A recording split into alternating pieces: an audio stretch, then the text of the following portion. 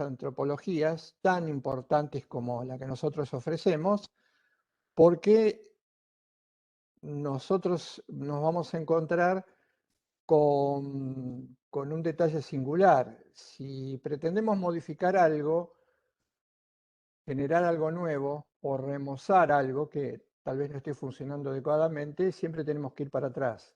Es imposible, a pesar que hay muchos embates de distintos lugares que dicen que se puede hacer tabla rasa con la tradición, con lo anterior, que no es importante mirar el pasado, que lo importante es modificar y arrancar de foja cero, lo cual es absolutamente imposible. Si tenemos alguna intención o pretensión de modificar el derecho positivo vigente, tenemos que conocer cuál es la estructura del derecho que queremos cambiar. Que por supuesto tal vez no hayamos formado parte en las decisiones que tienen que ver con su conformación, pero sí que hemos heredado. No podemos, nadie puede desligarse en cualquier plano de la herencia que se tiene. Nosotros no podemos trabajar con otro derecho que no sea el que hemos heredado. Entonces lo que tenemos que hacer es desmantelar, sacarle como una especie de radiografía a los cimientos. Si el derecho fuese, si la sociedad o el derecho fuese en un edificio y este edificio ya está resquebrajado y cuesta mucho sostenerlo, la única manera es fijarse, bajar necesariamente a los cimientos. Todo otro intento de modificar, de emparchar, de sostenerlo o de suponer que cumple funciones que ya hace rato que no tiene o no genera, no podemos olvidarnos de esta circunstancia. Y vale tanto para el derecho, y ahora lo vamos a aclarar un poquito más, el derecho es nuestro métier, pero hay disciplinas que en punto a las antropologías son claves también, al igual que el derecho. Vamos a ver un análisis interesantísimo en unos minutos que se hace sobre otra construcción cultural que afecta tanto como el derecho, diría más todavía que el derecho, y que son los propios sistemas económicos o la propia economía. Por lo cual, el tema, más allá de la importancia que pueda tener los jurídicos desde el punto de vista del pensamiento filosófico, me parece muy atractivo en cuanto nos invita a revisar un poco cuál es el sedimento, el contrapiso de la sociedad en la que vivimos, sobre todo tan convulsionada. Dicho esto, entonces, por esto me parecen claves y fundamentales. Las dos perspectivas las denominamos o las llamamos en la clase anterior a una filosofía ecológica y a la otra filosofía de la totalidad. Un dato que quiero remarcar en función de una consulta que se había hecho o apareció en una de las clases, y me parece importante retomarla brevemente antes de pensar con el análisis de uno de los autores, que es la relación entre estas perspectivas y el reduccionismo. Quiero aclarar, después esto se va a retomar, pero quiero aclarar algo, dejar sentado algo muy importante. Estas dos lecturas son reductivas. ¿Por qué son reductivas? Porque de alguna manera reflejan cierto grado o costado de realidad de aquello que pretenden representar o explicar. Si hablamos de la filosofía ecológica y si hablamos del individualismo, decimos, es claramente reductivo. Ahora, lo que hay que destacar es, esa visión es reductiva, pero lo que muestra, ¿es correcto o incorrecto? Lo mismo que la perspectiva colectiva, solo muestran una cara, aclaro las dos. Lo mismo que la propuesta totalizante. La propuesta totalizante ¿es un sinsentido completo o muestra o revela algo que realmente es cierto, correcto o válido? Si no mostraran ninguna de las dos perspectivas algo que fuese válido o correcto, no tendría razón de ser su estudio. Pero además, si no hubiesen mostrado algo correcto o adecuado, tampoco hubieran tenido preponderancia en la historia. Directamente la historia no los hubiese registrado. Y mucho más si jugamos con el tema de la herencia, que en este caso puede valer. mucho más estaríamos tratando de hablar sobre padres, abuelos inexistentes. Hay algo de cierto, y esto hay que retenerlo, hay algo de cierto en la perspectiva individualista, como también hay algo de cierto en la perspectiva colectivista. Pero también ir adelantando, después lo vamos a hacer en el resumen final, acompañando la crítica que hace Buber a las dos lecturas, que la nuestra no es una melange, no es una fusión de lecturas diferentes, sino que es una perspectiva integral, pero que no trata ni de combinar, ni de sumar, ni de tomar lo correcto y desechar lo correcto. Es una alternativa genuina, como diría Buber, tercera, excluida en el paso de la historia, pero no es un ensamble o una mezcla de ambas. Decíamos que estas lecturas niegan el carácter dialogal de la existencia, por lo tanto, lo que están negando es uno de los, o tal vez el principio dialógico más importante, que es el volverse hacia otro. Recuerden, Buber decía, principio dialógico fundamental, el volverse hacia otro. Pero él también decía, y lo contrario a este principio fundamental es retraerse sobre uno mismo. Entonces ahí tenemos, desde el punto de vista de Buber en su obra El Yo-Tú, las dos aristas. El principio ideológico, volverse hacia el otro, y el contenido de lo que sería la negación del carácter dialogal, retraerse sobre uno mismo. Precisamente estas dos lecturas van a ser básicamente, aunque no las dos exactamente una retracción sobre sí mismo, esto es más que nada para la primera, para el individualismo, pero también para la segunda, en punto que el retraerse uno mismo puede implicar un rechazo directo del otro, como lo va a hacer en el individualismo, o bien una fusión o confusión como en el otro, como lo va a hacer con la perspectiva que vamos a recuperar, que es la perspectiva colectivista. Hablemos de la primera, recobremos la primera, y también decir algo más sobre la crisis. Nosotros en la clase anterior estuvimos trabajando esa excelente explicación de la crisis contemporánea, que sería el resultado del derrumbe de estas dos lecturas. Acá hay algo importante, muy interesante, pero también desanimante de alguna manera. Se habla desde el punto de vista teórico de crisis, sobre todo de la primera lectura. Ahora, es una crisis que ya arrastra, yo diría, algunos la calificaron como crisis terminal, pero parecería no serlo.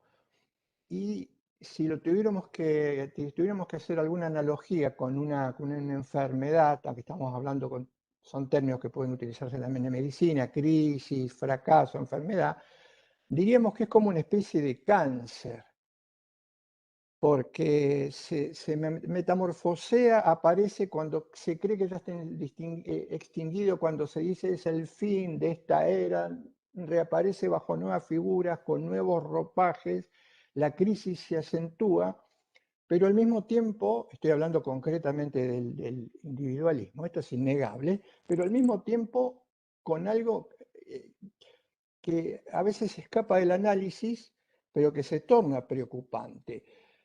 Así como hemos escuchado muchas veces en estos últimos tiempos que combatir un virus es difícil y que hay que combatirlo bien y erradicarlo porque si no este virus va tomando nuevas formas, pero estas nuevas formas implican como una especie de resistencia a lo que antes lo mataba, con el individualismo está pasando algo parecido, lamentablemente. Vuelve a resurgir y a veces resurge con ropajes que lo hacen inmune a una crítica que anteriormente hubiese sido posible o válido.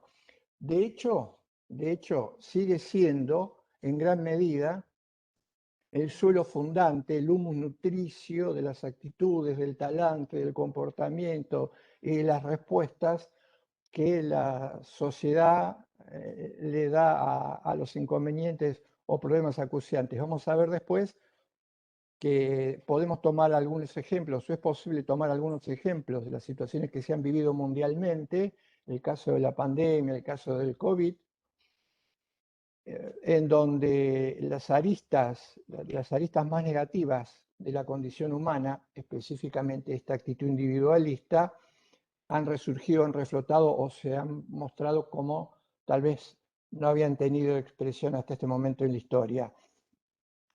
Hay una disyuntiva, si este movimiento, hay una disyuntiva, si este problema a nivel mundial se plantea a nivel de los pensadores, si esta problemática de la cuarentena y del COVID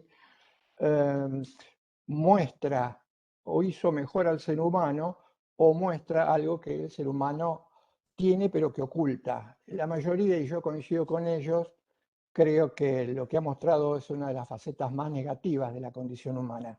Pero que, por supuesto, si uno analiza,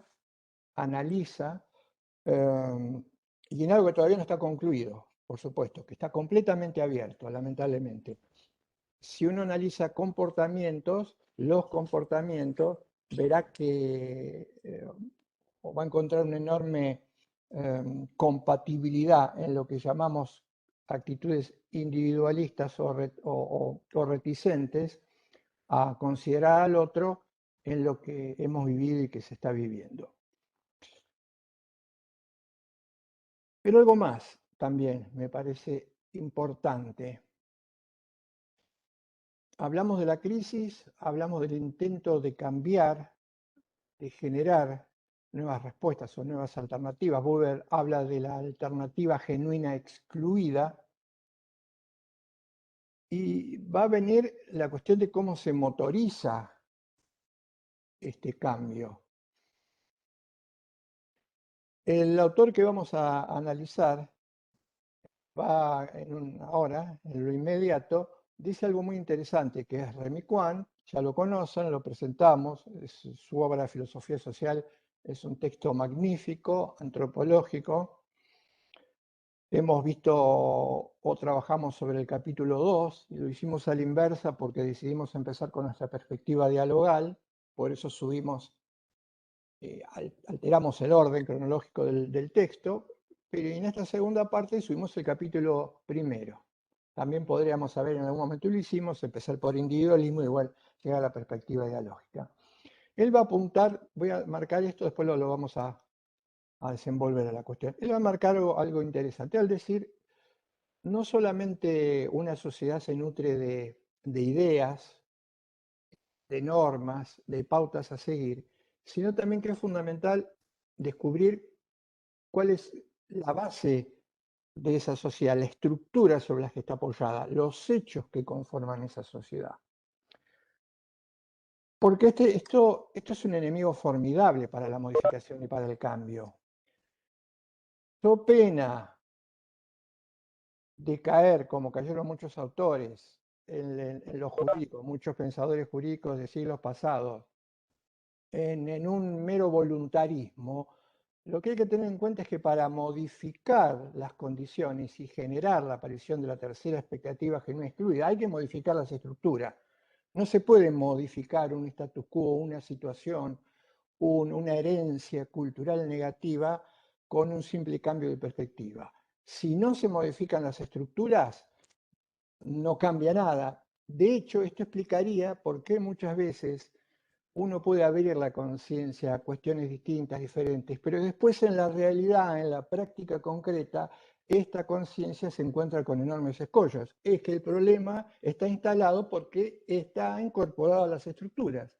Las estructuras tienen que ser modificadas, si no, el intento, en este caso puntualmente, de hacer llegar al diálogo o recuperar al diálogo como forma de convivencia humana, también mal que nos pese, estará condenado al fracaso. Vamos a ver qué es lo que dice Quan respecto de este tema estructural, pero va más allá de la mera voluntad de intentar cambiar, de entenderlo, de comprender la condición dialógica. Es más profundo para generar un auténtico cambio o un cambio que pueda ser positivo. Vamos entonces a Kant. En el capítulo primero de su libro Filosofía Social, y hablando del individualismo, ya lo conocemos. Desde el punto de vista filosófico, egológico, ego, yo, teoría o estudio sobre el yo, que se llama individualismo en lo político y social, como lo marca Negri en el trabajo, y la filosofía de la totalidad a nivel económico, social, colectivismo. Acuérdense del ismo, individualismo y colectivismo. Él va a explicar cuáles son los orígenes de esto que entendemos por individualismo. ¿A qué llamamos individualismo? Y además marcar algo fundamental, que es que tienen carácter ideológico. Esto es lo más importante del capítulo, el primer capítulo de Cohen, de Kuhn, cuando él lo denomina la ideología del individualismo. El término, según Kuhn, el término ideología tiene varias aristas o posibilidades. Una de las más comunes es entender a la ideología como un conjunto o sistema de ideas o puntos de vista, equiparable, por ejemplo, al de cosmovisión. Muchas veces decimos en Profe, ¿podría repetir la primera arista? Sí, la primera es que se ve a la ideología,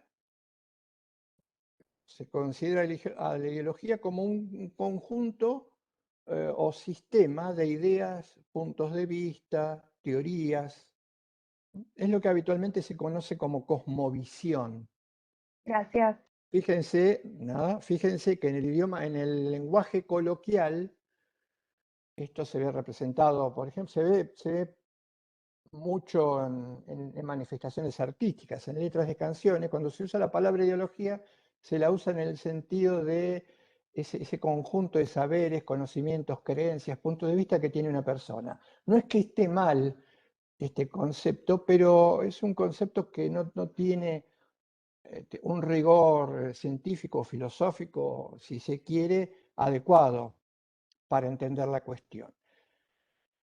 Podría ser una cosmovisión, pero a los efectos de una lectura crítica de la sociedad es algo más. Una segunda posibilidad es la de entender a la ideología o tildar de ideólogo a quien no comparte el punto de vista que yo sostengo. Por ejemplo, sostengo que la realidad es C y critico a quien sostiene que la realidad es B y le digo a B que es ideólogo. Y en el fondo, el significado de este reproche tiene que ver con que B no comparte mi punto de vista. Tiene un punto de vista diferente, total, completamente o parcial opuesto al mío. Entonces yo si se quiere descalificarlo, le digo, esa lectura es una lectura ideológica. En la suposición, por supuesto, todavía no fehacientemente convalidada de que yo estoy en la verdad y quien tiene un punto de vista opuesto está en el error. El autor dice que esta es una manera de utilizar el término ideología por parte de las corrientes de pensamiento marxistas, es decir, aquellos que se apoyan o toman como punto de partida a este gran filósofo pensador de la modernidad. No habla del marxismo como corpus de ideas, sino de algunos autores. Ustedes saben que los filósofos más importantes en la historia del pensamiento han generado escuelas, seguidores, que no siempre reflejan o expresan fielmente la idea de su guía o origen. A veces hacen interpretaciones que son más bien debidas a su propia lectura o punto de vista, que esto podría ser válido en la medida en que quien lo explicita lo muestre. Ahora, si quien lo explicita no lo muestra y esto pretende pasar como una idea original del autor al que se siguen, se corre el riesgo de distorsionar. En el caso, hay autores que han estudiado la obra de Marx tratando de ver hasta qué punto lo que sus críticos o comentadores o seguidores respetan fielmente y qué distorsionan. Entonces, esto sería atribuible más a algunos discípulos de Marx o seguidores de Marx que a la propia teoría o al punto de vista de este filósofo. Y una tercera idea que él va a considerar la más adecuada como pauta de análisis de lo social. Y se podría explicar de esta manera. Es probable, dice él, que nosotros en nuestra existencia cotidiana incorporamos conocimientos, conocemos, sabemos, aprendemos, generamos e incorporamos lo que podríamos llamar creencias. Tenemos muchas creencias sobre distintas cuestiones. En líneas generales, si se nos pregunta por qué sostenemos tales creencias, probablemente la respuesta inmediata, automática o usual sea: creo en esto porque estoy convencido de su verdad. Acá es donde Juan pone el acento, de alguna manera. Él dice, ahí es donde puede llegar a originarse o aparecer la ideología, porque muchas veces, muchísimas veces, más de las deseables, y dice él, muchos más de las que cada uno podría asumir, aunque intentara de ser autocrítico, las cosas que sostenemos como verdaderas no son el resultado de la fuerza interna de convicción de esto que estamos exponiendo como tal. No es el resultado de mi íntima o interna convicción. Aclaro, para que no se confunda, yo puedo estar íntimamente convencido de algo por muchas razones que podría tener en claro, explicitar y puntualizar. Esto no necesariamente implica que yo esté en la verdad. Ahora, otra cosa es creer en algo, defenderlo a ultranza, pero en realidad no saber cuáles son los motivos por los cuales creo, aunque supongo que lo creo porque estoy convencido, cuando en realidad no puedo exponer ningún motivo que le permita entender al otro que yo estoy convencido de esa idea. Que esta es una cuestión diferente. Entonces, si yo no estoy convencido de algo, ¿por qué puedo considerar que eso es verdadero? Y acá viene una cuestión fundamental. Él dice, muchas veces, muchísimas veces a lo largo de toda la historia, esto es un dato inherente a nuestra condición humana, los seres humanos consideramos o creemos como verdadero algo que no se apoya en nuestra íntima convicción, sino que lo hacemos porque refleja, sostiene, favorece o defiende un interés práctico. Interés práctico de quien postula ese punto de vista. Repetimos la idea de Quat. Dice, tal cosa es verdadera. ¿Por qué sostengo que tal cosa es verdadera? Probablemente si no lo es, como suele ocurrir en la mayoría de los casos, porque creo y no lo estoy íntimamente convencido, porque defiende un interés práctico. ¿Qué quiere decir o qué significa interés práctico? Algo que tiene que ver con mis propios intereses. Vamos a poner un ejemplo, apoyémonos en ejemplos sencillos que por ahí puedan, no sé, a veces parecer demasiado básicos y simplistas, pero nos pueden entender lo más complejo. Por ejemplo, yo podría decir, sostengo,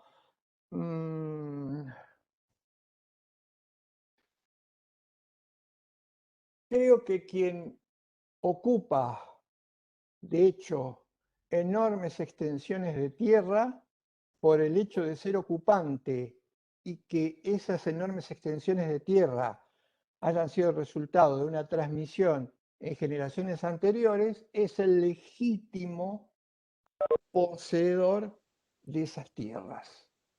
Entonces, tal vez ese sería el interés práctico. Tal vez cuando se me pregunte por qué crees que ocupar un territorio o un terreno durante muchísimo tiempo implica que tenés derecho a poseerlo, yo puedo decir, y tal vez porque sea una cuestión legal, legítima, de derecho, válida, universal.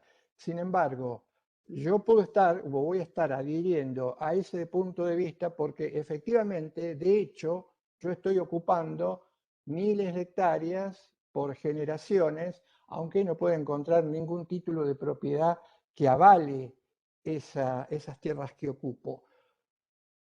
Y si tuviese que remontarme a los orígenes, alguien podría explicar que esas tierras fueron tomadas por mis antepasados de una manera violenta, por guerra o anexión, que de hecho es lo que ocurre o ha ocurrido con enormes extensiones de todo el planeta, en todo el planeta. Entonces, yo creo en eso porque, claro, está defendiendo un interés mío. Vamos a poner un ejemplo todavía más gráfico, más atrás en el tiempo, pero también válido. Yo creo que hay personas que naturalmente están habilitadas para cumplir determinados roles esenciales a nivel social y otras que no, naturalmente. Entonces viene alguien y me dice, supongamos la antigua Grecia, viene alguien y dice, fíjense que las personas que tienen que mandar o gobernar a la polis son aquellas personas que naturalmente tienen ciertas condiciones que muchos no tienen. Y ahí aparece la idea del filósofo, luego aparece la del amo y del esclavo.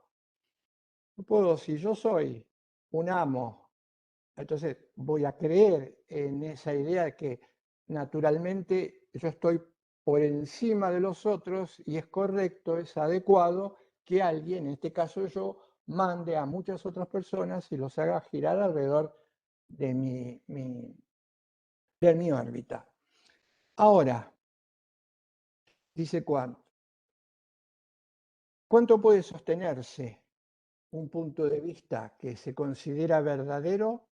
¿Cuánto puede sostenerse en el tiempo si es solamente una cuestión de hecho o si ya se convierte en una cuestión de iure? Quiero decir, por ejemplo, en la historia de la humanidad, durante siglos, ciertas personas se convirtieron en los que manejaban los destinos de culturas y esto tenía que ver, o se decía, o se suponía, o se sostenía, que si se quiere, poder de manejar toda esa cultura tenía un origen divino. ¿Y quién lo sostenía? El rey, los reyes estaban convencidos de que tenían un origen divino. ¿Cuánto se hubiese podido sostener cuando, si nosotros descubriéramos que eso no es más no es más que una patraña, que es una cuestión de hecho a la que luego, imbuido de fuertes ideas y en un grado de fanatismo de carácter religioso, hacen ver que el orden en el cielo se replica en la tierra y Dios le dice a cada cultura o le coloca a alguien en particular en cada cultura, lo entroniza como un rey con poder absoluto, con lo cual lo validaría porque tendría un origen legítimo. ¿Cuánto podría sostenerse esto si fuese una cuestión de hecho?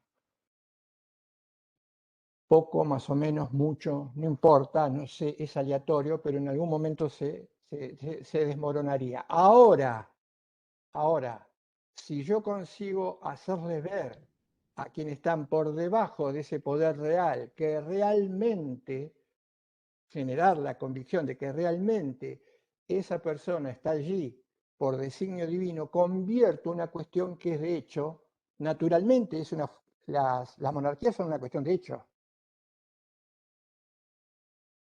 es una cuestión de iure. Profe, Entonces, ¿cómo es mucho más difícil modificar una cuestión que se convierte en de iure en una cuestión que es de hecho? Pruebas al canto, pruebas al canto. Desde el comienzo de la humanidad hasta hoy en día siguen sosteniéndose, no importa que algunos digan que tienen un carácter retórico, que tengan un carácter folclórico, que no tengan el mismo peso, la misma fuerza, no importa. Si por retórico, fuerza o peso, culturas todavía tienen que seguir sosteniendo a personas que defienden la idea de que son reyes, por poner un ejemplo, el ejemplo de la monarquía, por derecho absoluto, están dando la razón. Y eso es lo que hoy profe, ocurre, es lo que ocurre, ¿sí? estas teorías se pueden llevar al plano, sí, de la faz religiosa, por ejemplo, ideologías distintas con respecto a distintas religiones. Diría, claro, en el Porque ahí no ejemplo, puedo demostrar sí. el interés práctico muchas veces, inclusive capaz que tampoco los resultados.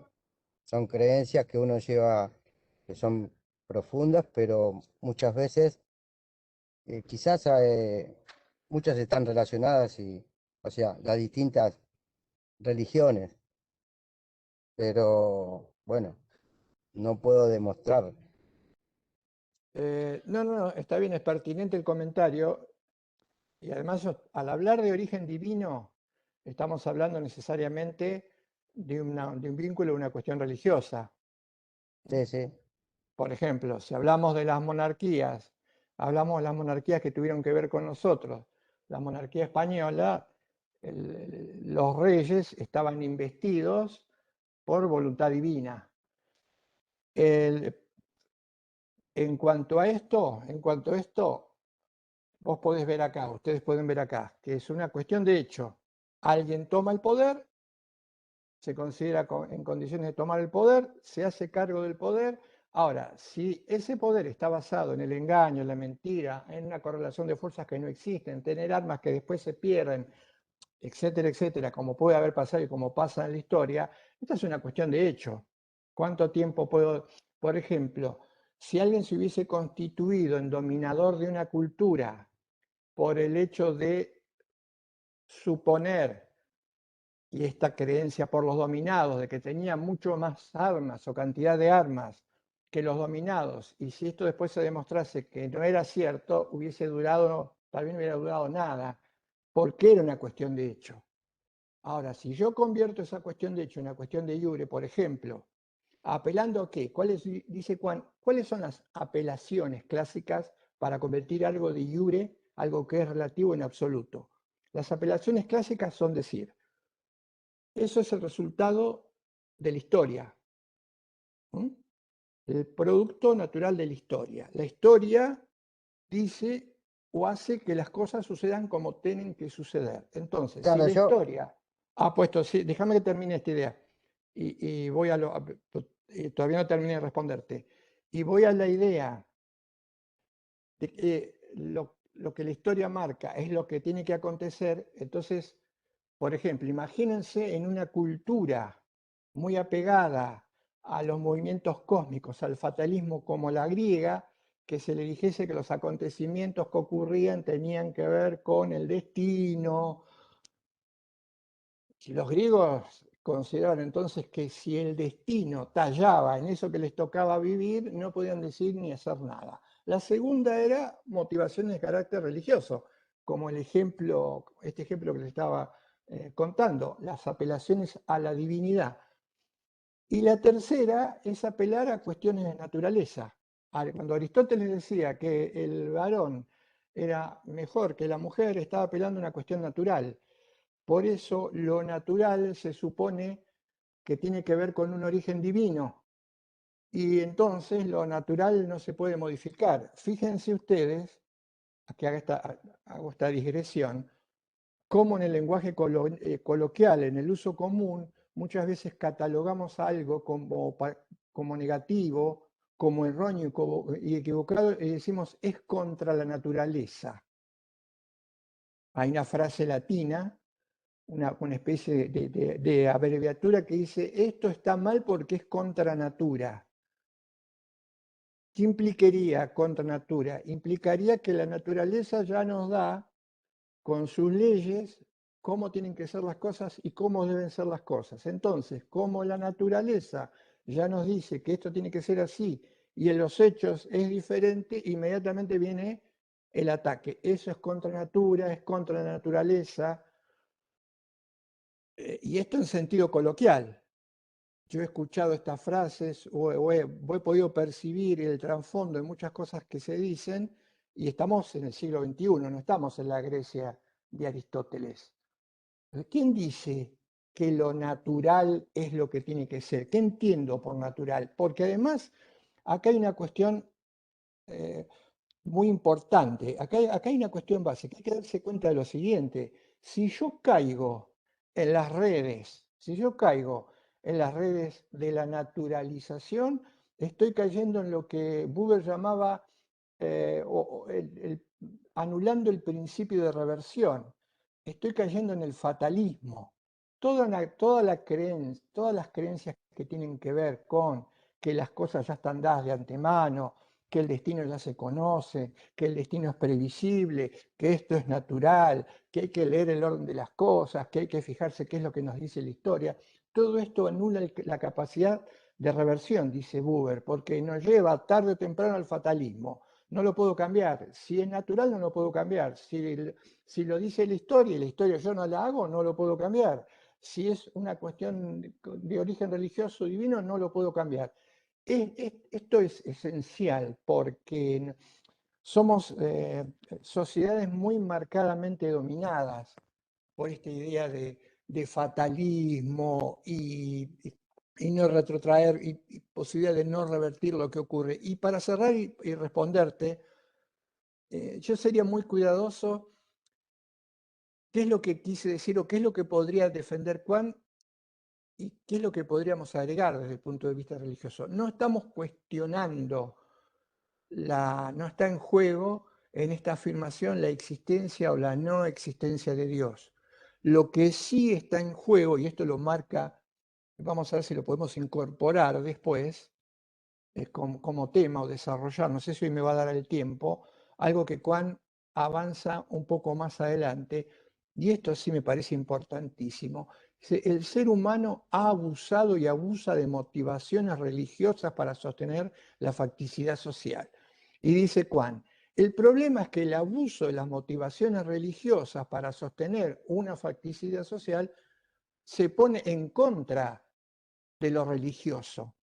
Sería como enojarse, esto sería como enojarse con algo que puede ser correcto, válido y cierto, porque no nos damos cuenta que el que lo tomó lo distorsionó. Entonces, en vez de enojarme con el que distorsiona la idea religiosa, me enojo con los religiosos. Por eso hoy les decía lo de Marx. Cuando decía que el fenómeno religioso, hablaba de religión o en términos parecidos a que era un opio del pueblo, él no estaba hablando del vínculo religioso, que es un vínculo básicamente connatural al ser humano.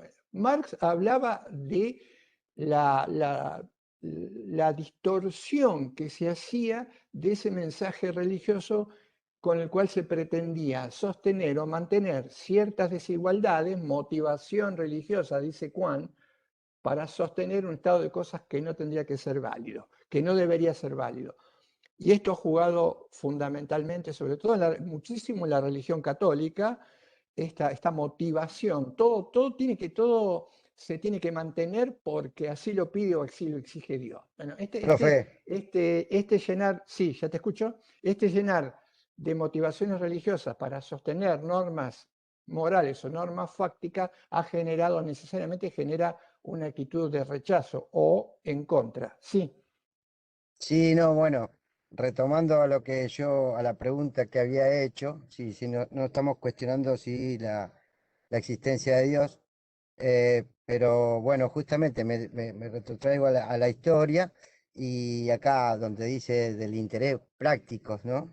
Que muchas veces necesita sostener la creencia para defender intereses, bueno, de hecho, en la conquista de América, ¿sí? Vinieron con esa, dijeron, no, hay que evangelizar porque los indios no tienen alma o están como, tienen el alma muy sucia por el pecado y muchas cosas de esas. Ese choque sociocultural que, bueno, arrasó y arremetió con todo y después, y se hicieron cosas malas en contra de las creencias mismas, bueno, no importaba.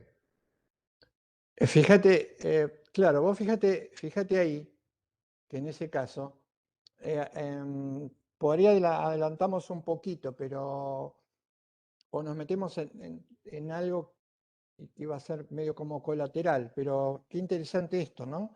Que tiene que ver con lo religioso, tiene que ver en materia religiosa. ¿Cómo se puede... el ser humano tiene una tendencia casi básica a tratar de ir más allá de los propios límites, y el ir más allá de los propios límites y pensar algo más allá de los propios límites necesariamente lo tiene, creo yo, lo conecta con la idea de algo que lo supera. Llámale absoluto, llámale divinidad, pero está tan arraigado, incluso en aquellos que dicen que no admiten la creencia en la existencia de Dios, lo suplantan por otros dioses, por otros ídolos. Es el propio Buber, el propio Marx, los filósofos de la sospecha de la modernidad, que dicen quienes reniegan de la idea de Dios, lo terminan desplazando o reemplazándolo por falsos ídolos. Perdón que haga la digresión en la religión católica, Antiguo Testamento, el becerro de oro, el oro, era el sucedáneo de la idea de Dios. Y hoy tenemos otros sucedáneos, dice Buber, son aquellas creaciones que se le han escapado de la mano al hombre por el avance incontrolado e ilimitado en algunos aspectos de la ciencia y de la técnica. Se han generado especies de dioses que el hombre ya no domina. Voy a ponerle, después lo vamos a analizar, enseguida lo vamos a analizar porque es muy, muy interesante, pero uno de los dioses a que permanentemente nos pretenden imponerlo y que tenemos que sacrificarnos y rendirle su fruto, y de hecho de alguna manera lo hacemos, pero hasta a veces nos piden mucho más y casi a nuestra propia vida, es el mercado. El mercado es una especie de Dios profano, ha desplazado, es como una religión secular. Algunos pensadores dicen que hoy por hoy, siglo XXI, es como una especie de religión secular. Ya no hablamos más de Dios, pero sí hemos entronizado otro Dios que tiene algunas características parecidas al Dios de los católicos en el Antiguo y Nuevo Testamento, como es el mercado. Porque, y cierro con esto para seguir con la idea de Kant. Hoy no necesariamente se puede generar aceptación, entre comillas, de una situación que de hecho no debería existir, y porque la convierto en de iure, no solamente a través de la imposición y de la violencia. Muchos dicen, cuidado, que hoy se puede sojuzgar a través de la ideología, pero no necesariamente la ideología va a ir de la mano del poder, de la amenaza y de la coacción. Hay otros mecanismos que son mucho más sutiles, muchos más delicados, que precisamente hacen que uno crea en cosas no porque está convencido de ellas, sino porque es inducido, es engañado, es manipulado, no es consciente de esto. Entonces, la cuestión hoy es mucho más peligrosa. Ya no le tendríamos que tener tanto miedo a ser oprimidos mediante la imposición de las armas. Hoy hay que tenerle terror al ser oprimidos mediante la imposición del placer, del disfrute, del divertimento, como ya lo marcaban con claridad los filósofos de la sospecha. Un papel fundamental lo puede jugar, por ejemplo, un papel fundamental en punto de pensamiento, pues estamos hablando de la cabeza, de lo que pensamos. Puede ser Freud. Freud fue un filósofo de la sospecha porque le mostró a los modernos que en las decisiones que tomamos, en las cosas que hacemos, en los hábitos que tenemos o a la manera en cómo resolvemos los problemas, no juega un papel tan preponderante lo racional, que nos gustaría que así fuese, lo ponemos, los marcamos que así, sino que hay algo que está operando por detrás que generalmente no se ve, que es el subconsciente, el ello o el superyo. Mucho Profesor, más de lo que uno quisiese. Sí, veo que cuando, nada, si mal si no me equivoco, es Juan el que dice que, bueno, que cuando el hombre rompe, ¿no?, con Dios, la modernidad lo lleva a, digamos, a pasar una etapa de inseguridad, ¿no? Porque ahora se da cuenta de que está solo, ¿no? De que no tiene ese Dios que lo acompaña y lo empieza a buscar en otras cosas. ¿Usted en qué? O sea, yo creo no hasta ahora, y por ahí me queda esa incógnita de decir, ¿en qué es lo que busca el hombre ahora, una vez que se da esa ruptura con Dios y a partir de la modernidad, ¿no? sí, No, ahí aparece una idea, va a aparecer una idea fundante que es el tema que nosotros habíamos mencionado ya, que es el tema de la soledad. Ahí lo que se incrusta es el tema de la soledad, porque si tenés que responder, si uno tuviera que responder, si estos autores tuviesen que responder, de hecho la pregunta no era explícita, pero la hacían de diferente manera en sus textos, ¿qué es lo que motivó, por ejemplo, la crisis de una manera de pensar y de actuar como la individualista? Buber, clásicamente el propio Kant también desde otro ángulo, te diría que es la soledad. Vos rompes con algo. Cuando rompes con algo, estás solo. Lo que Buber va a decir es, tenés dos posibilidades, tenés dos respuestas. Cuando rompes con algo te sentís solo y además te sentís la angustia de la soledad. Tenés dos posibilidades, una adecuada y una inadecuada. La adecuada sería tratar de recuperar aquello que perdiste vincularmente. Se trata de vínculos. La soledad implica la ausencia, la ruptura, la pérdida de vínculo. Y tenés la que sería la y tenés la otra, que es glorificar la soledad.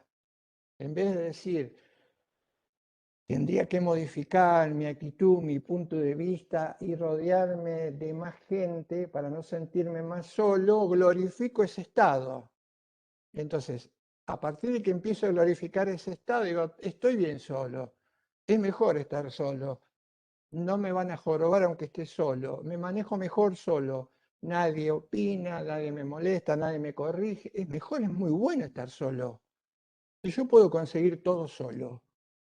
Esas son de una manera básica, esas son las dos posibilidades que explicarían lo que pasó en la modernidad. Lamentablemente, como sociedad, nos guste o no nos guste, parcial o totalmente, hemos aceptado la segunda. Ahora, y este dato también es importante para entender bien para entender bien cómo se nos mete en los intersticios de la conciencia eh, la ideología. Necesariamente asumir o glorificar este estado de cosas implica echar mano a diversos elementos que sofoquen esa necesidad. La necesidad del otro no se acalla nunca. Lo que nosotros hacemos es sofocarla, tomando alternativas erróneas. Esto es lo que creo que yo les había comentado en la clase sobre diálogo anterior, de lo que hablaba López Quintás. Caemos en actitudes de vértigo. Claro, algo nos dice que está mal. Cuando uno dice, hay algo que me dice que esto está mal. ¿Y qué hago si no lo quiero escuchar? Bueno, si, como en los famosos, ¿no?, dibujitos, valga la expresión, que uno recuerda de chico, esos famosos dibujitos, ¿no? Que uno dice, está haciendo mal, ¿qué hacemos? Bueno, ruido, música, o, el diablito que aparece, el angelito y el diablito que le pega un palo y al lado de la cabeza, ¿no? Hay que disimular, algo está mal, pero vamos a meter nuestras cosas, que no metemos ruido, como decían los pensadores existencialistas, ruido, divertimento. Opaquemos esta necesidad, esta angustia, esta ansiedad vital con ruido, movimiento, ritmo, pum, pum, pum, pum, machacar. Bueno, y ahí da lugar, ahí va a aparecer lo que se llama las actitudes, van a generar lo que se llaman las actitudes de vértigo. Entonces, retomando, dice Kant, convertir una cuestión de iure en una cuestión de hecho es lo que permite o hace aparecer la ideología. Y él dice algo clave, dice, ojo, esto tiene que ser una cuestión de buena fe. Es decir, yo no tengo que saber que lo que estoy sosteniendo es falso, porque si supiese que aquello que estoy admitiendo como verdadero es falso y lo quiero establecer o imponer, ya no sería ideología. Este sería un comportamiento diferente, distinto. Yo tengo que creer que es verdadero. Sin embargo, no me doy cuenta que asumo eso como verdadero porque está defendiendo un interés propio. Hay una frase en latín, no la recuerdo, por supuesto, que marca muy bien, que rescata a Juan, que dice que no hay cosa que el ser humano, pero que sí es certera, contundente. No hay cosa que nos guste algo así, no hay cosa que nos guste más a los seres humanos, o creer que en aquello que nos conviene o es compatible con nuestros propios deseos o puntos de vista. Eso es cierto. Tenemos una tendencia irrefrenable a creer como verdadero aquello que tiene que ver o satisface intereses o puntos de vista. Prestemos la atención a esto: interés práctico, puntos de vista. ¿Por qué hay que prestarle atención a esto? Porque esto es también un problema, lo puntualizo acá. Esto también es un problema que tiene que ver con la condición dialógica. Es, yo diría, infranqueable el problema de que cada uno de nosotros somos seres singulares y por tanto nuestros puntos de vista singulares muchas veces no coinciden, no van a coincidir o son muy disímiles. Y por más esfuerzo que hagamos, intento que hagamos en tratar de avenirnos cuando nuestros puntos de vista son diferentes, esto es algo infranqueable. Y el conflicto se puede suscitar. Como dice lúcidamente Sergio Cota, va mucho más allá de nuestro propio esfuerzo individual y de nuestra propia voluntad la posibilidad de generar el conflicto. ¿Por qué? Por nuestras propias singularidades. Por eso el fracaso del diálogo.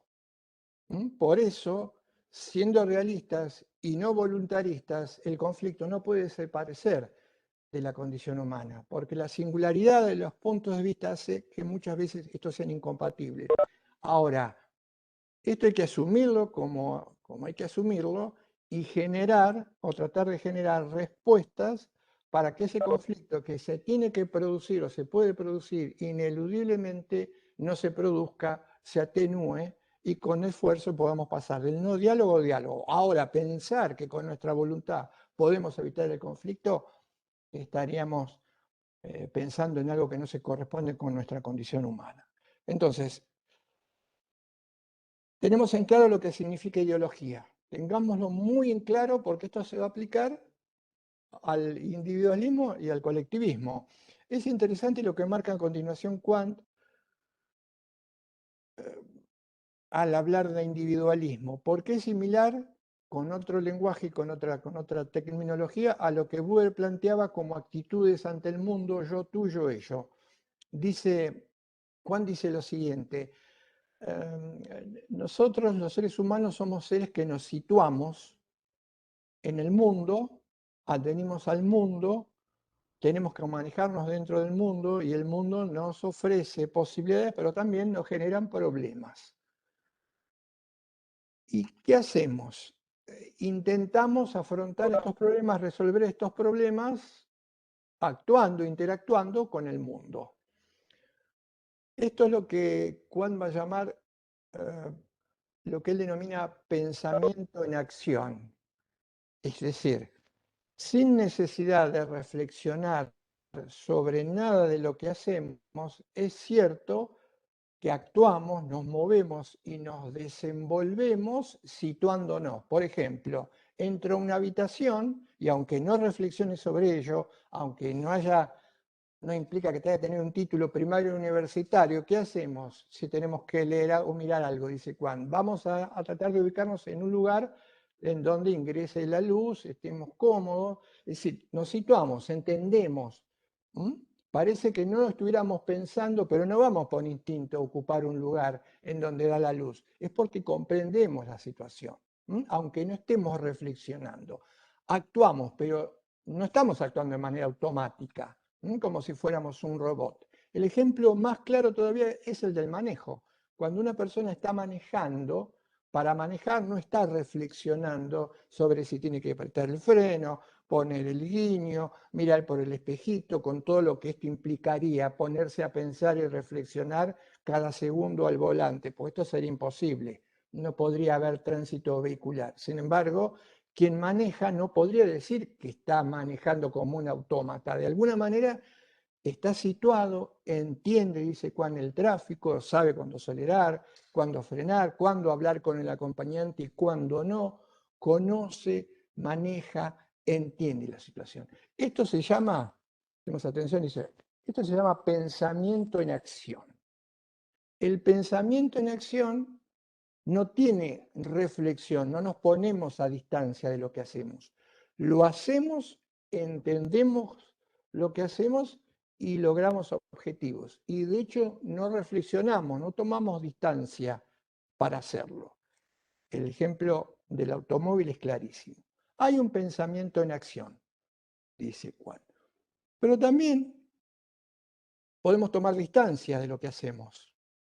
Podemos reflexionar, tomar distancia. Acuérdense de la definición de filosofía, de una de las definiciones de filosofía, que filosofía implica reflexionar o tomar distancia acerca de la experiencia vivida. Acá coinciden Luipe y Juan. Coinciden. El que dice reflexionar acerca de la experiencia vivida es Luipen, pero coincide con Juan acá en otros términos. ¿Qué es pensar reflexivamente? Tomar distancia de lo que se hace. Alejarme, separarme de la instantaneidad del momento. Ejemplo del automóvil, fíjense, lo agrego, ejemplo del automóvil. Llego a mi casa después de manejar, llego alterado, entonces me pregunto, ¿por qué estoy alterado después de una hora de manejo? Me siento, tranquilizo, pongo en ejercicio mi memoria, recuerdo, empiezo a reflexionar y ¿qué descubro? Descubro que en el trayecto pasé más de un semáforo en rojo, casi atropello a un ciclista y una persona que estaba cruzando la calle por la senda peatonal tuvo que pegar un salto y volver a la vereda. Digo, pero ¿por qué? Y después descubro, lo que pasa es que tenía que llegar rápido. Salí tarde, pero tenía que hacer el trayecto en 15 minutos. ¿Y qué pasó? Llegué en 15 minutos. ¿Pero cómo llegué? Estuve a punto de generar accidente, de provocar una muerte, de lesionar a otro y salir perjudicado yo. Tomo distancia, reflexiono, sigo pensando. ¿Actué bien o actué mal? Las dos respuestas. Alguno podría decir, ¿para qué me voy a preocupar si lo que yo quería es llegar en 15 minutos y llegué en 15 minutos? Y otro podría decir, no, qué mal que estuve. Tengo que salir antes, manejar con más cuidado, dar despacio, no generar un daño a un tercero que no conozco. Reflexiono y decido calificar como positivo o como negativo. Ahí tienen un ejemplo que podríamos aplicar al caso del auto. Entonces tenemos dos posibilidades, dice Juan.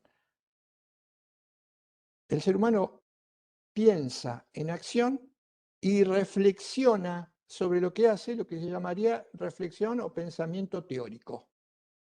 Tenemos las dos posibilidades. En estas dos posibilidades, tanto en el pensamiento en acción como en la reflexión teórica, dice Kant, lo que hacemos siempre lo hacemos en función o en relación a otro. Esto ya lo dijo cuando hablaba de la condición dialogal. Todo lo que nosotros hacemos siempre está en referencia a un tercero, en relación a otro.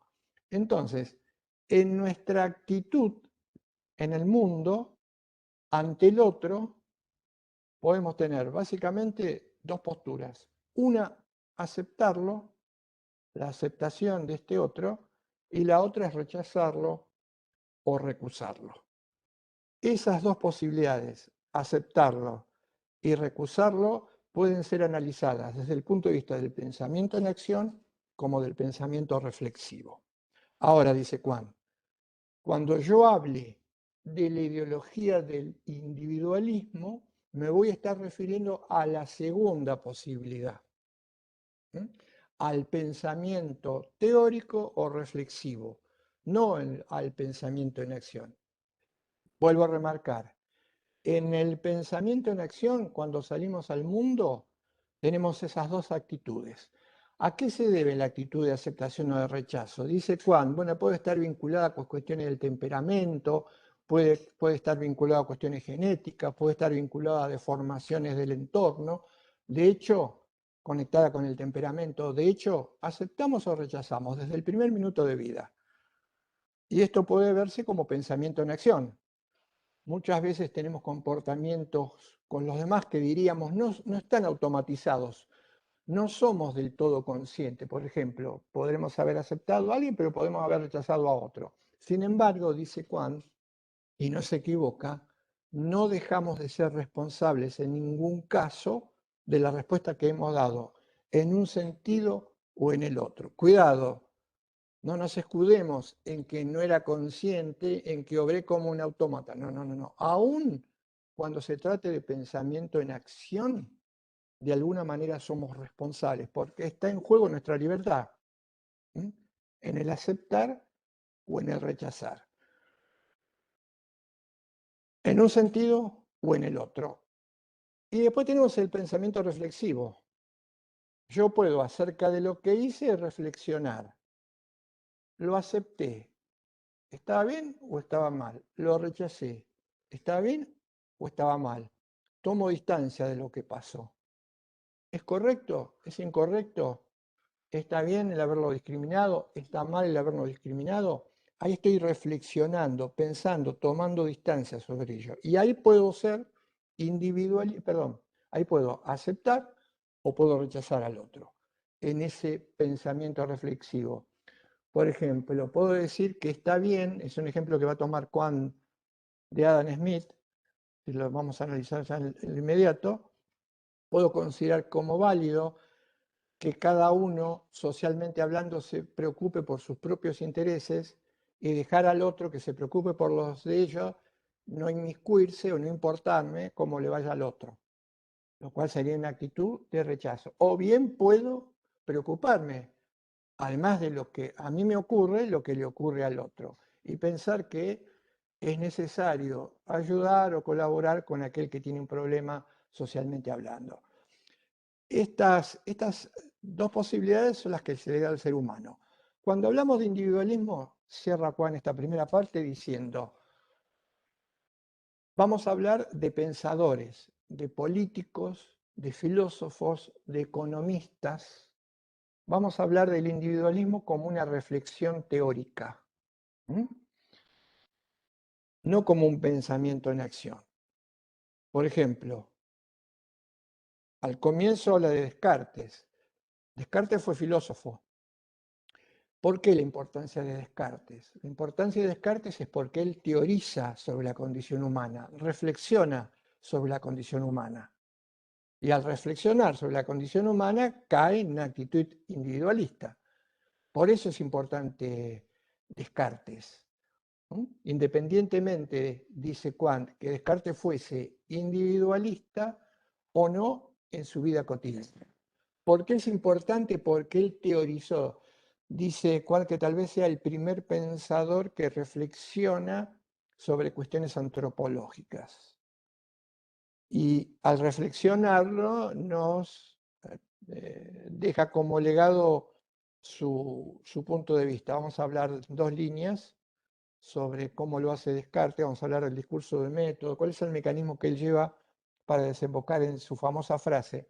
Gabriel Marcel, un filósofo existencialista, cristiano, dialogal, dialógico, tiene sin quitarle importancia a las adjetivaciones que se hacen desde Descartes en líneas generales, desde Descartes se dice que es el padre de la filosofía moderna, se dice que fue un literato, científico, un pensador muy brillante, sin negar esto, Gabriel Marcel acuña una frase que para mí es contundente. Dice, no desmerece lo anterior. Él dice, la importancia de Descartes fue en la influencia nefasta que tuvo su punto de vista sobre el hombre para Occidente. Él dice, la influencia nefasta que tuvo el punto de vista cartesiano como teoría para la sociedad de Occidente. Son dos cosas diferentes. La influencia de Descartes fue nefasta. ¿Por qué? Y porque generó lo que en ciencias sociales se llama esto como dato anecdótico, se llama doble hermenéutica, es decir, hablar en un sentido o exponer un punto de vista en un sentido o machacar en una teoría en un punto de vista en un sentido, tarde o temprano se termina convirtiendo en un modus operandi de aquellos que leen esa teoría.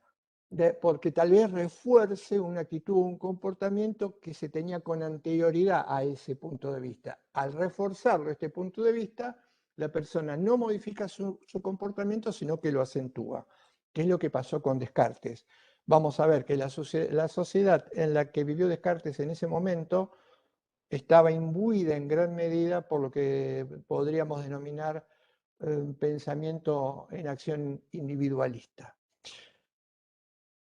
Entonces, tenemos en Profesor, claro lo que es, sí, para dejarlo claro por si no lo entendí bien, sí, tenemos tanto la postura para aceptar como para rechazar de los dos puntos de vista, desde el pensamiento en acción y desde la reflexión teórica, ¿verdad? exacto, sí. En el pensamiento en Vos, acción, yo no me detengo a interiorizar si esa aceptación o ese rechazo estuvo bien o estuvo mal. fíjate en el auto, en el ejemplo del auto. Vos podés Sí, sí. manejar, espera.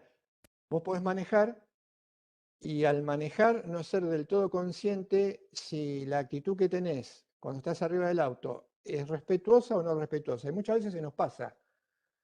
Muchas veces ni nos damos cuenta que no usamos las señales de tránsito, que encerramos a otros sin darnos cuenta, que vamos más allá. Esto sería en el sentido negativo y el otro sería en el sentido positivo, que es lo que marcas vos. Sí, sí, te escucho. Bien, bien. Entonces la reflexión vendría siendo de interiorizar si esa acción, ese rechazo o esa situación estuvo bien o mal. En el caso, Eso viene después. Vos tomás distancia de lo que hiciste. sí, sí, sí. Yo te pregunto, Eliana, vos te subiste a tu auto y fuiste a tu trabajo hoy.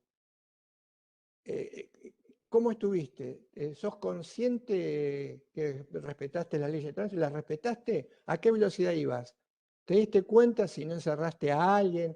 Ahí tomás distancia, pensás, reflexionás, volvés para atrás. Ahí tenés el pensamiento reflexivo. Y ahí podés decir, ahí en ese pensamiento reflexivo podés decir, encerraste a alguien. Tenés las dos opciones. Podés decir, sí, lo encerré, pero yo tenía que llegar primero.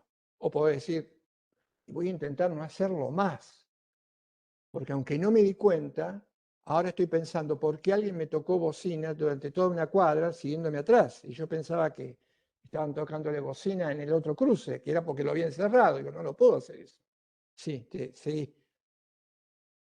Entonces, ¿el individualismo está parado desde el pensamiento en acción o también desde Las la dos, reflexión? vos, Desde las dos. las personas, bien la pregunta, nosotros los seres humanos actuamos aceptando o rechazando a los otros, y esto lo hacemos básicamente al comienzo de nuestra existencia con el pensamiento en acción. ¿Mm? Pero también el día que reflexionamos o teorizamos, podemos emitir juicios aceptando o rechazando. Fíjate si vos tenés recuerdos, sos mucho más joven que yo, seguramente sí, que en nuestros primeros años de vida nosotros tenemos actitudes con los demás que muchas veces no sabemos por qué vienen sin nada, a veces nos hacemos amigos, a veces nos peleamos, a veces insultamos a otro, a veces lloramos, a veces empujamos, toda la gama de comportamientos. ¿Aceptamos o rechazamos? Un nene de 3 años que se acerca a otro, le saca el juguete, le pega un cachetazo, está rechazando. Y un nene o una nena que abraza porque se le regala un juguete, está aceptando. Hay múltiples factores que tienen que ver con esto, pero es propio de la condición humana. Lo mismo nos pasa ya cuando estamos un poquito más crecidos. Ahora, el problema se acrecienta, porque podríamos excusarnos cuando somos muy chicos de que ese comportamiento también, dice Juan, puede estar teñido de factores temperamentales, de factores de desarrollo, por supuesto. Si vos de tu temprana edad ves que tus mayores se pegan, es muy probable que tengas una conducta poco desordenada siendo chico. Esto también entra en la balanza. Pero no tenés otra posibilidad. Dice Buber, yo ello, yo tú. O me acerco a lo que no soy yo en función de vincularme dialógicamente con él, o lo rechazo de todas las maneras posibles. No hay otra, no hay término medio, no hay neutro, no hay indiferencia, no hay puridad. O lo aceptás o lo rechazás. A eso apuntaba lo que me querías preguntar. Sí, sí, Lo que para vamos que a me ver, quede en el apunte bien determinado, por eso, gracias. claro, porque por eso es importante Descartes. Descartes es importante porque él elaboró una teoría que reforzó un modo de comportamiento que era en ese momento mayoritariamente de rechazo al otro. Yo no diría tanto de rechazo al otro, sino ya directamente de actitud individualista. Ahora lo vamos a ver. No necesariamente el individualista implica un rechazo directo al otro. Hay maneras de actuar individualistas que tal vez periféricamente impliquen una no aceptación del otro, pero no un rechazo directo. No sería, por ejemplo, el caso de un amo que castiga al esclavo. Tenemos que entonces que analizar este individualismo. Y vamos, a mí me parece muy importante saltear algunas cosas, pero me parece clave el análisis que él hace en el plano económico. ¿Por qué? Porque dice Kant. Lo económico necesariamente tiene una influencia muy grande en la vida de los seres humanos.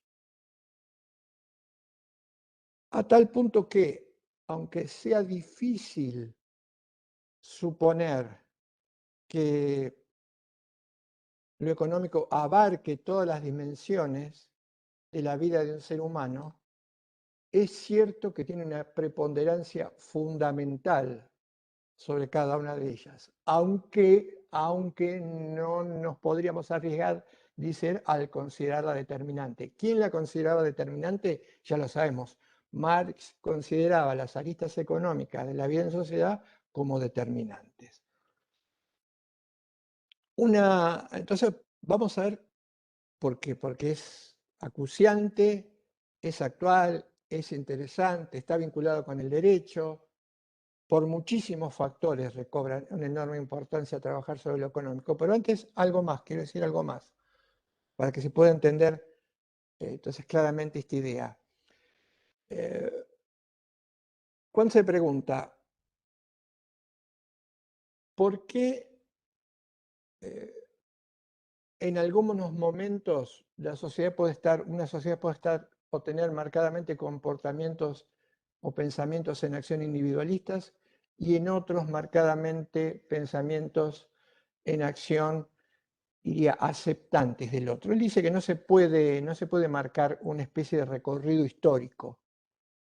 Decir, en esta época había más comportamientos de este tipo, en esta otra más de esto, dice, esto no lo podemos hacer en el pensamiento en acción. Pero sí podemos marcar que hay épocas a nivel teórico en donde se revalorizó lo social y épocas en lo teórico en donde se hizo un hincapié muy fuerte en lo individual. Precisamente lo que a nosotros nos interesa, que es la modernidad, que es la madre de nuestra situación, el hincapié se puso en lo individual. La reflexión estuvo girando alrededor de lo individual. Por eso todos los autores que él selecciona coinciden en algo, aunque no se hayan conocido, aunque haya habido una diferencia de años, aunque no hayan coincidido en otros temas, todos coinciden en algo, tienen el mismo talante, la misma actitud al pensar reflexivamente sobre el ser humano.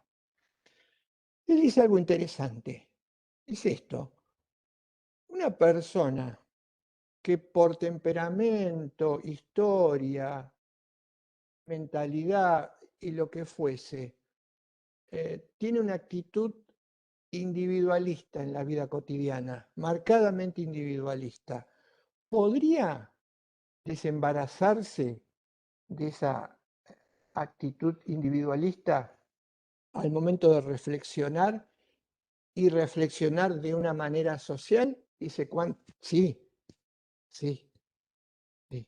El ser humano no está atado, determinado por su pensamiento en acción. Una persona muy individualista en el plano práctico puede tener al mismo tiempo una idea marcadamente social en el plano teórico. Y la inversa también. Una persona en la práctica marcadamente social o aperturista puede reflexionar de una manera individualista. Dice, el ser humano está en condiciones de separarse, de elevarse por sobre su pensamiento en acción. No está determinado. Alguien que actúa de manera individualista reflexiona de manera individualista. No, no lo está. Que puede haber alguna situación es probable, pero no está. Puede elevarse sobre su actitud. Ahora, y acá viene lo determinante. Él dice, sin embargo, los seres humanos vivimos en un mundo con significados, en ámbitos significativamente o mundanalmente organizados, en culturas. Generamos sociedad, generamos instituciones. Vivimos insertos en estructuras. Para sobrevivir, para vivir, hemos ideado estructuras, las llamadas estructuras sociales. Ahora, dice Kant, las estructuras sociales sí o sí se van a ver reflejadas al momento o en el contenido de la reflexión de la persona de que se trate. ¿Qué está queriendo decir? Si nosotros vivimos, por ejemplo, hubiésemos vivido, como lo hicieron los modernos, en una cultura en donde esencialmente el talante, el modo de vida, los vínculos comenzaban a ser los vínculos que nosotros denominamos individualistas, y vivir en esa cultura implica aceptarla, compartirla, entenderla, comprenderla, tratar de aprenderla, necesariamente cuando reflexionamos sobre esa cultura, ese punto de vista se va a contener en nuestra idea. ¿Por qué? Porque nosotros pensamos en función de los datos que tenemos suministrados por la cultura en el momento en que vivimos. Hay un ejemplo muy claro que da Kant. Dice, un pensador revolucionario no podría existir en una sociedad donde no estén dadas las condiciones para generar cambios revolucionarios, porque no reflejaría, no espejaría el contenido de sus afirmaciones. Para que una sociedad tenga un pensador revolucionario, esto quiere decir que ya hace tiempo que la propia sociedad ejerce cierta resistencia o rechazo sobre ese estado de cosas. En una sociedad en donde esta sociedad es aceptada mayoritariamente por todos, es prácticamente imposible encontrar a alguien que escriba intentando modificar, voltear, romper, subvertir el orden existente. Entonces, se va a reflejar necesariamente en ese contenido. Pero, ¿qué ocurre? Las culturas cambian. Si hubo culturas en donde predominaba la socialidad como pauta de vida, luego le sucedieron culturas en las que predominaba lo individual como pauta de vida. Y después pueden haber aparecido culturas en las que predominara nuevamente lo social, lo individual o una mezcla de ellas, alternándose. ¿Esto qué nos está indicando? ¿Qué nos está indicando? Que el periodo que yo puedo tomar, que yo tomé, en el que yo viví o sobre el que reflexiono, esa pauta, esos modos de actuar son relativos. ¿Por qué son relativos? Porque a una sociedad social, la historia nos demuestra que después viene una sociedad individualista. ¿Y esto por qué? ¿Cuál es el riesgo de esto? El riesgo de esto es no darnos cuenta que estamos teorizando, reflexionando en un momento cultural determinado que puede estar ganado por una actitud individualista y convertir a esta actitud individualista en una norma absoluta. Dicho de una manera más sencilla, considerar que la manera de actuar individualista tiene que ver con nuestra propia condición humana, convertir lo relativo en absoluto. Cuando yo convierto lo relativo en lo absoluto, porque claro, estoy ganado por mi propia comprensión del momento en el que vivo, entonces ahí ya caí en las garras de la ideología, convertí lo relativo en lo absoluto. Demos un ejemplo. Si vivo en una sociedad en donde mayoritariamente se castiga y se trata de manera cruel a los animales, yo voy a estar imbuido en mi comprensión y en mi formación en la necesidad de castigar a los animales de una manera cruel. Ahora, si yo reflexiono sobre por qué la sociedad en la que vivo y yo mismo tiene una actitud, un trato cruel respecto de los animales, ¿cuál es el error que voy a cometer? Y que va a ser muy difícil del que pueda escaparme. De hecho, la historia lo demuestra, por eso estábamos hablando del individualismo. Es decir, que es inherente a la condición humana tratar, o que el hombre trate a quien no es como él, un animal, de forma cruel. Convertir esta actitud, que puede tener una explicación cultural, cíclica, motivacional, en norma absoluta. ¿Se entiende esto? Convertir algo que es relativo en absoluto. Esto es lo que pasó con el individualismo, y vamos a ver ahora entonces el análisis que hace en lo económico Kant. El paradigma de lo económico es Adam Smith. Ustedes saben que Adam Smith es considerado, al igual que Descartes en el plano de la filosofía, tal vez el padre de lo económico, de la economía clásica, economía neoclásica, con algunas obras muy interesantes. La que toma de base, o la que se toma de base, es la riqueza, el origen de la riqueza de las naciones, pero también se toma muy en cuenta otra obra de Adam Smith, que es Los sentimientos morales. Las características que tenía Adam Smith es que era no solamente un economista, sino que tenía una formación religiosa muy fuerte, era cristiano, y esto es importante remarcarlo porque vamos a ver algo que Kant marca en unas páginas anteriores. ¿Hasta qué punto nos llevaríamos una mayúscula sorpresa si fuésemos capaces de comparar nuestro pensamiento en acción con nuestro pensamiento reflexivo? Porque él dice, se supone que tienen que estar en armonía. Si yo le doy algo que no me sobra a alguien que no lo tiene, cuando salgo a la calle, se supone que eso tendría que estar en armonía, y cuando escribo un breve ensayo sobre la condición humana, tendría que decir que es conveniente que nos preocupemos y ayudemos a los que no tienen. Pero podría llevarme una sorpresa, y de esto muchas veces uno no se entera, que yo escriba abogando a favor de que cada uno se gane sus propios sustentos de la manera en que pueda.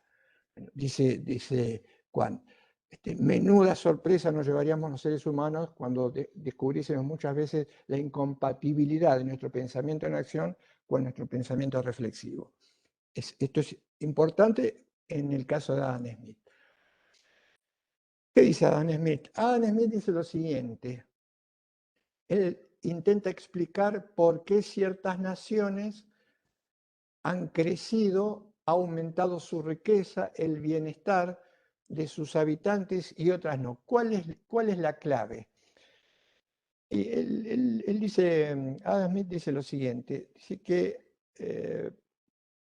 la riqueza de una nación está en función de lo que ésta produce, por lo cual es fundamental el trabajo y el trabajo productivo.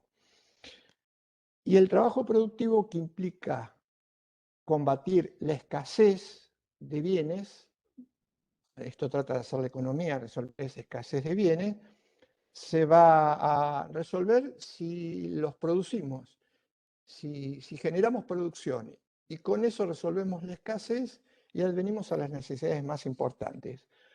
Y para esto, para la producción, fue necesario o es necesario la división del trabajo. ¿Por qué? Con la división del trabajo, dice Adam Smith, podemos, actuando de manera mancomunada, compatible y sincronizada socialmente hablando, obtener aquellos recursos que necesitamos, distribuirlos, acrecentarlos y vivir bien.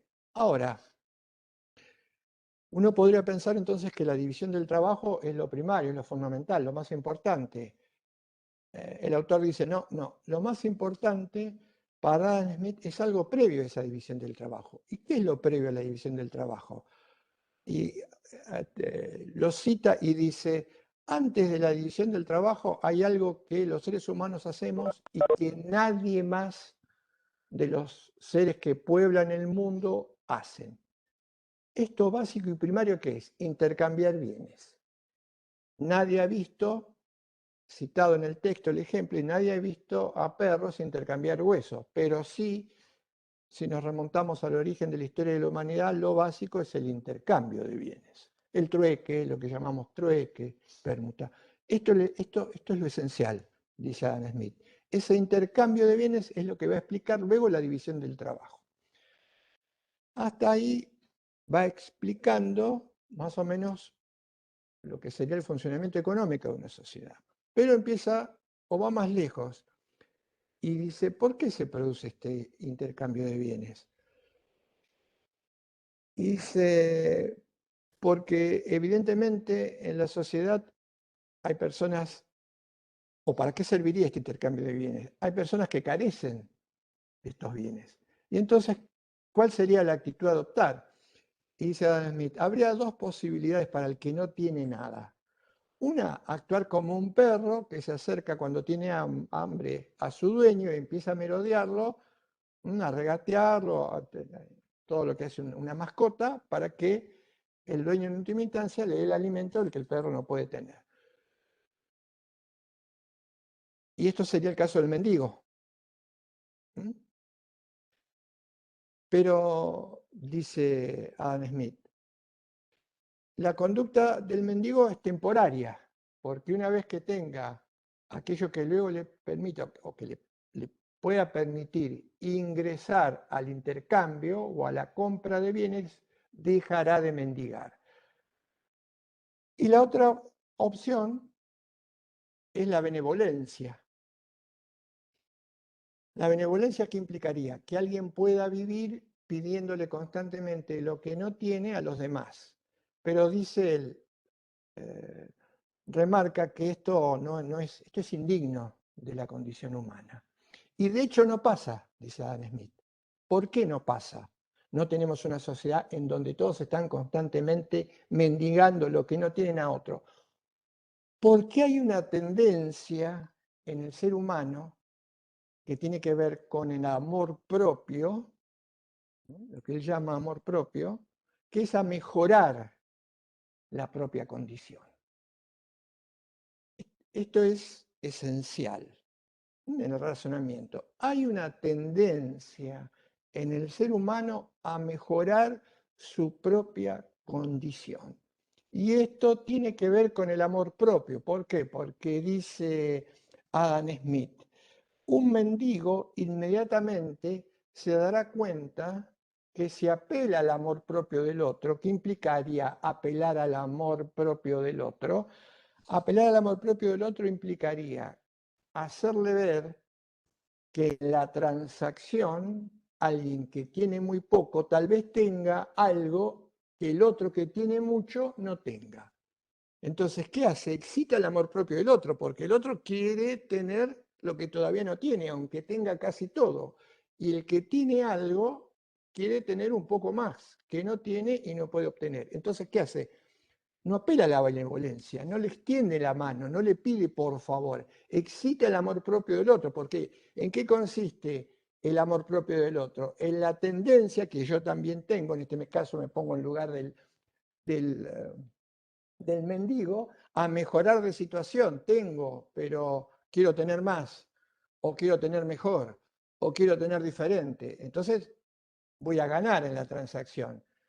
Este insignificante es insignificante, pero tiene algo que yo no tengo y yo quiero mejorar la situación, quiero tener más.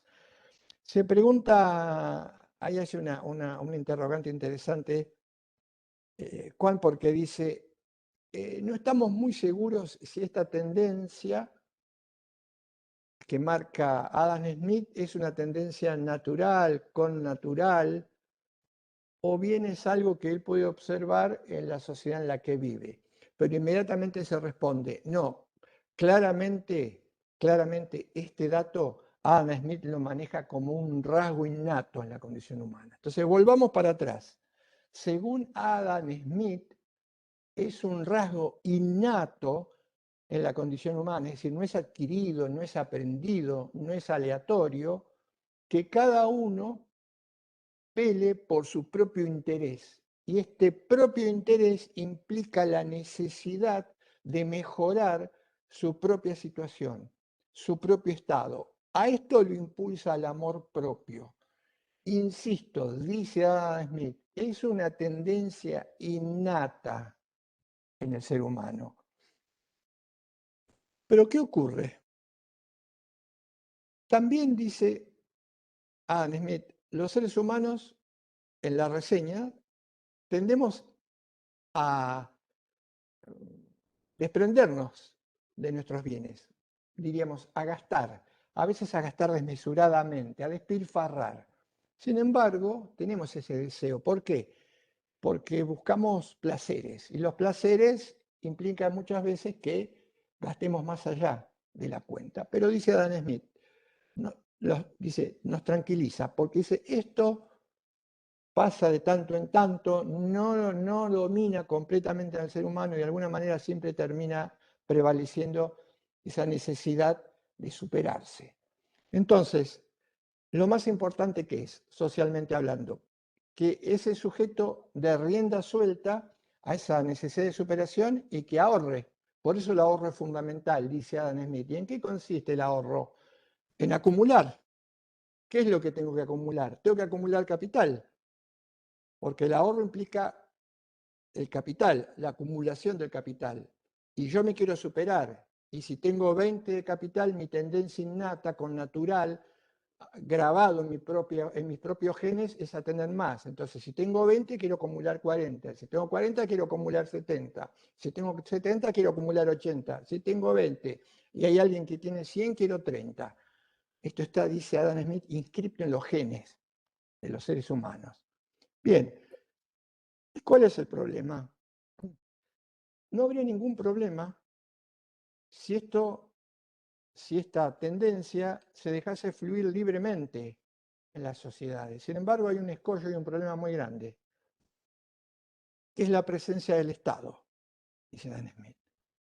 El Estado hace todo mal, y lo primero que hace mal es despilfarrar, porque derrocha gran parte de la renta, es decir, los resultados del trabajo productivo, la producción, la adquisición, el capital. ¿En qué lo derrocha? Dice Adam Smith, lo derrocha en funcionarios, lo derrocha en ministros y lo derrocha en soldados.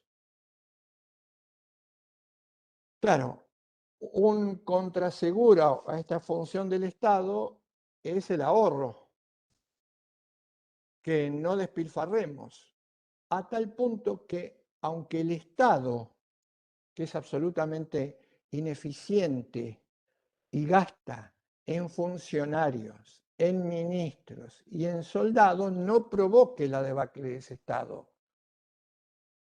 Porque el esfuerzo de los individuos en esta tarea de ahorro, generación y producto equilibraría la balanza. Entonces dice, llegando a una conclusión a Smith, lo adecuado sería que el Estado intervenga lo menos posible. Si fuese posible, tal vez no existiese. Y si existe, y donde no existe hay inconvenientes, le deje las más amplias libertades, diría casi sin llegar a ser absolutas, para que se genere este circuito virtuoso. Y eso, ¿dónde se hace? ¿Dónde se produce? Y acá viene la figura del mercado entronizado como una figura natural, es decir, el Estado sería una estructura natural del ser humano compatible con esta necesidad de mejora. Por lo tanto, si la necesidad de mejora tiene que ver con el intercambio de bienes, y el intercambio de bienes es lo primero en la historia de la humanidad y lo fundante de los demás, lógicamente el mercado aparece como una institución natural, porque los intercambios se dan dentro de un lugar, tiempo, territorio, espacio, a pesar de que está la figura del Estado. Para completar el cuadro, no está mencionado, pero esto es conocido, es una de las cosas más conocidas de la teoría de Adam Smith. Una de las preguntas sería si una sociedad puede sostenerse sin conflictos, sin problemas, en función de este emprendimiento que hace cada individuo de su propia vida para superarse y alcanzar aquello que no tiene. Existirían algunas dudas, habría algunas dudas. Entonces Adam Smith dice, en última instancia, esto no nos tendría que preocupar porque va a aparecer la mano de la providencia. La providencia sería como, a ver, en términos coloquiales, la providencia sería como una especie, ahora me acuerdo de algunas películas o algunos dibujos, me acuerdo por ejemplo de una película Linterna Verde, donde el superhéroe tenía un anillo y se concentraba y el anillo armaba o parecía una mano gigante que sostenía lo que se estaba cayendo, ¿no? Me parece que podría ser, aunque Adam Smith no lo conoció, Linterna Verde, me parece que la idea que él apunta va por este lado. Habría una mano por detrás, una mano invisible, que acomodaría todos aquellos resultados no óptimos que se den en una interacción en la que el resultado final va a ser en beneficio de los integrantes en la medida en que estos son considerados ciudadanos que emprenden libremente y que intercambian. Y todo esto se corrige con la mano invisible. No hay mucho por decir si la desazón de percibir que todavía hoy se sigue bombardeando con este tipo de, si se quiere, disquisiciones teóricas, cuando en la realidad, y ahí esto tiene que ver, por ejemplo, con lo que Negri marca la crisis, ¿no? ¿Por qué Negri habla de una idea de crisis? Porque necesariamente esta manera de entender en lo económico la posibilidad del desarrollo de una comunidad no ha dado resultados positivos prácticamente en ninguna cultura que nosotros conozcamos, salvo que entendamos por resultados positivos el crecimiento desmesurado del capital, el neoliberalismo y el crecimiento desmesurado del mercado y el dominio casi absoluto por parte del mercado, de la globalización a nivel mundial, de las burocracias transnacionales de carácter privado. Si esto lo entendemos por éxito y por desarrollo, habría que discutirlo largamente en otros sentidos. Sin embargo, estas teorías persisten. Una mano invisible, una tendencia natural a mejorar, que no tiene freno, que no tiene límite y que precisamente es la base del ahorro. ¿Por qué es ideológico?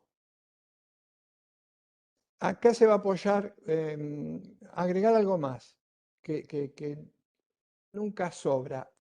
Sobre esta base se va a construir la figura arquimédica de los modelos económicos que surgieron a partir de la primera revolución industrial, el estado de bienestar, etcétera, que se llamó el Homo economicus. Sobre esta base se construyó un modelo para entender el desenvolvimiento económico en una sociedad. Aparece la figura del homo económico, lo que se denomina individualismo metodológico. ¿Qué es el individualismo metodológico, por ejemplo, en economía? Es intentar explicar los fenómenos sociales, sobre todo los intercambios económicos, a partir de la idea de individuo. ¿Cómo explico un orden o un desorden social o económico en una sociedad dada? A partir del individuo, no a partir de las personas, no a partir de la comunidad, no, a partir del individuo. Y la racionalidad individual, económica, que nos legó lamentablemente, y también dirían algunos nefasta, así como Descartes, Adam Smith, ¿en qué consiste? La racionalidad económica consiste en que un ser humano es una persona que por ser racional intenta en cada momento y minuto de su vida pública y privada maximizar sus propios intereses, es decir, sus preferencias. La maximización de los objetivos que yo percibo, que son mis objetivos, mis intereses, mis deseos particulares maximizados, que me va a hacer tomar decisiones, en este caso racionales, son los que me van a permitir tener éxito en el mercado. La maximización de mis propias utilidades. Hay un dato interesante, una nota interesante, anecdótica, que marca Quant. Cómo hacer compatible esto con una persona que era cristiana, católica, que asistía al culto, y que incluso dice Quant, él sostiene que hasta parecen algunos tramos de la exposición de lo que es el hombre económico, a Smith se lo ve como un poco incómodo. Entonces uno podría pensar, en Smith él separaba lo público de lo privado, y dice Quant, no, Smith no separa lo público de lo privado. En última instancia también termina convirtiendo esta primacía de lo privado, del autointerés, del afán de lucro, de ganancia, lo lleva al propio plano personal. Y algo más, la racionalidad económica que nos lega, entre otros, estos autores, es la denominada racionalidad instrumental. La racionalidad instrumental es la racionalidad de medios afines. Entonces, yo seré tanto más racional en cuanto al fijar mis propias preferencias o fines o utilidades, elija los mejores medios para poder acrecentar esos fines, beneficios, utilidades o preferencias, es decir, un máximo de beneficio a un mínimo de costo. Esa racionalidad instrumental es la racionalidad económica que explica lo que pasó en la modernidad, en Europa, en Occidente, a partir de el capitalismo, la conquista de América, oro, cobre, aparición del capital, la primera revolución industrial, la aparición del proletariado, la explotación del hombre por el hombre, el neoliberalismo, el capitalismo ultranza, etcétera, etcétera. En la base de todo eso está esta racionalidad instrumental. Vinculémonos con el derecho. Vinculémoslos con el derecho. Porque tiene que aparecer la vinculación. No soy capaz de demostrar que hay una vinculación, estoy hablando de otra cosa. La Vamos propiedad a vincularlo. privada. ¿Cómo? La propiedad privada. Sí, pero lo voy a hacer más genérico. ¿Cómo vinculo esto con el derecho? ¿Qué les dije o qué les dijimos? Nuestro derecho tiene tales características porque hunde sus raíces en un modelo de hombre que es el que estamos contando, el Homo economicus, el individualista, cuyos rasgos son conflictivo, competitivo, etcétera, etcétera. Y el derecho, la racionalidad, medios afines. Fíjense esta definición de derecho, que ya conocemos. El derecho como técnica de control social.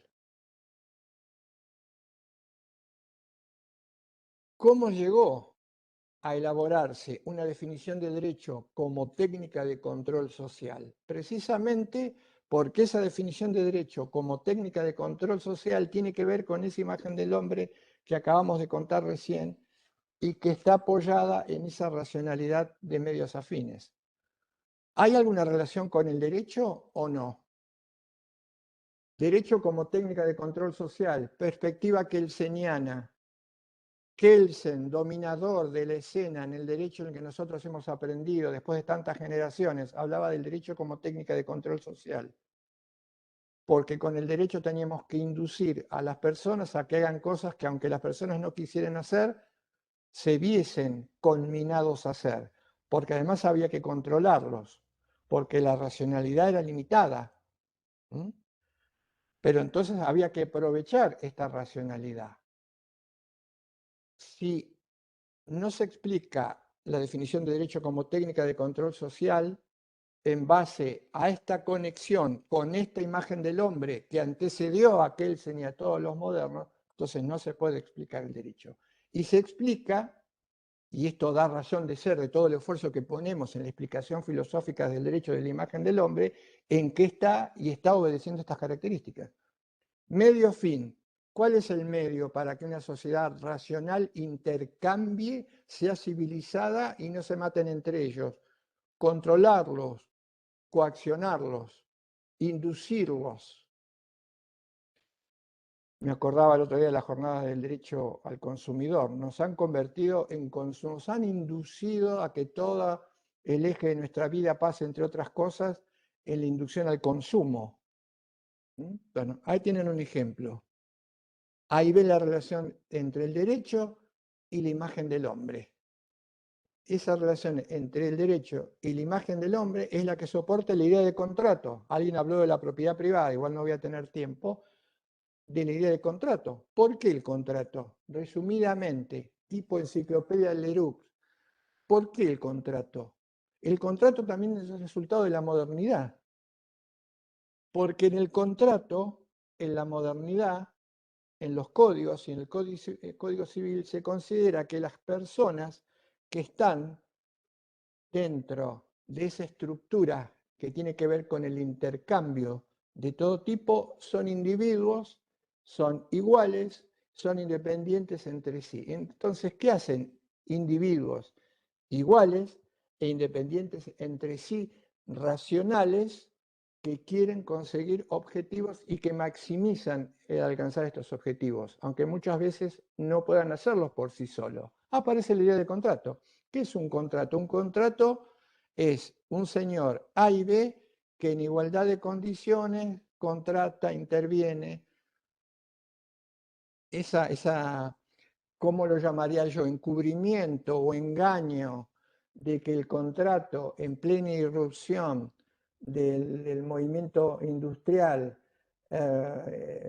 implicaba que dos personas se pusieran a negociar en un pie de igualdad, fue una máscara que duró un tiempo y en algún momento esta máscara se desveló. Entonces apareció la cruda realidad que implica una negociación en donde uno está parado en la punta de la escalera y el otro está en el piso, bajo la idea de que el contrato implica personas que están iguales, en igualdad de condiciones, en equivalencia.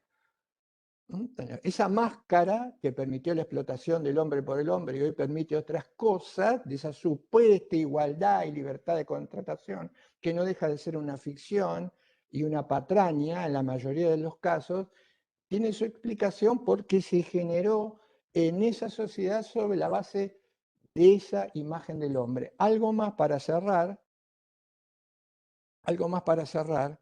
y que es lo siguiente, esta ideología que hoy subsiste bajo otras formas, también es peligrosísima para el plano de los derechos humanos. Porque esto lo vamos a contar más adelante, pero vamos a tener que revisar algunas compatibilidades, congruencias o coherencias cuando hablamos de derechos humanos, porque no se puede hablar de derechos humanos si al hablar de derechos humanos pretendemos hacerlos valer sosteniendo una sociedad que está estructurada sobre la base de violaciones a los derechos humanos que son consideradas como cuestiones que no pueden aparecer en el mercado porque son distorsiones del mercado. Entonces no podemos hablar de derechos humanos y al mismo tiempo sostenemos o convalidamos, como lo hacen algunos premios Nobel de Economía, como Hayek, no hace mucho tiempo atrás, que las necesidades insatisfechas, las personas fuera del sistema, los pobres, los ancianos, los sin trabajo, los excluidos, son simplemente cuestiones que están por afuera del mercado. Si el Estado interviene, si genera intervención y distorsiona, esto implica que bajo la figura de los derechos humanos distorsionemos el funcionamiento del mercado, que tiene que dejarse fluir libremente. Estos autores denominan a los derechos humanos como especie de obstáculos o vallas insalvables. Algunos pensadores